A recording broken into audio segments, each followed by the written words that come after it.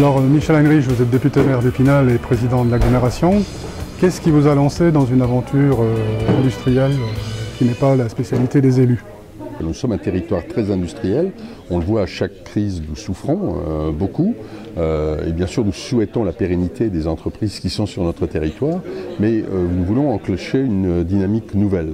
Donc l'idée est venue à force d'observation, de dire plutôt que de mettre à disposition des parcs d'activités, de mettre à disposition des terrains, je préférais devenir plus proactif. C'est ce que nous avons commencé à faire avec une pépinière d'entreprise, avec un hôtel d'entreprise, et puis ensuite aller plus loin, mettre ensemble des acteurs de ces filières, faire travailler les chercheurs, les enseignants, les industriels pour développer de nouveaux produits, rentrer éventuellement et payer d'ailleurs les études de marché, mais aussi payer de la recherche, et puis rentrer au capital de ces entreprises, plutôt que de verser une subvention. L'idée, c'est surtout de développer et de faire venir des entreprises nouvelles sur le territoire. Bien sûr, s'il y a des entreprises locales, on fera tout pour les conforter, mais c'est aussi d'amener de nouvelles activités, de nouveaux emplois. Réagir à la vitesse du business, c'est-à-dire prendre des décisions au quotidien et répondre tout de suite, c'est pas dans l'habitude des collectivités.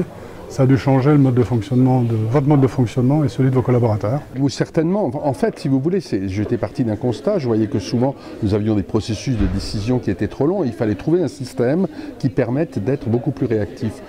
C'est la raison qui nous a amené à créer une société d'économie mixte dans laquelle la collectivité est largement majoritaire. Nous l'avons fait avec la CCI, avec des banquiers, avec des assureurs. Et nous avons là un outil qui est aussi réactif, peut-être encore plus réactif qu'une entreprise. Ce nouveau modèle économique que vous mettez en place à Épinal, est-ce qu'il est reproductible à d'autres collectivités? Oui, on avait répondu à un appel à projet de la data pour ce qui était de la grande entreprise. Ensuite, nous avons travaillé avec des consultants comme Marc Desforges, etc. Et on a essayé de mettre au point ce fameuse société de co-développement. Alors ça, c'est complètement expérimental. Je crois que ça ne se fait nulle part ailleurs en France. Mais l'idée, c'est aussi de démontrer que ça marche et ensuite de pouvoir le reproduire sur l'ensemble du territoire français, notamment au niveau des villes moyennes où ça me semble vraiment un outil très important de développement.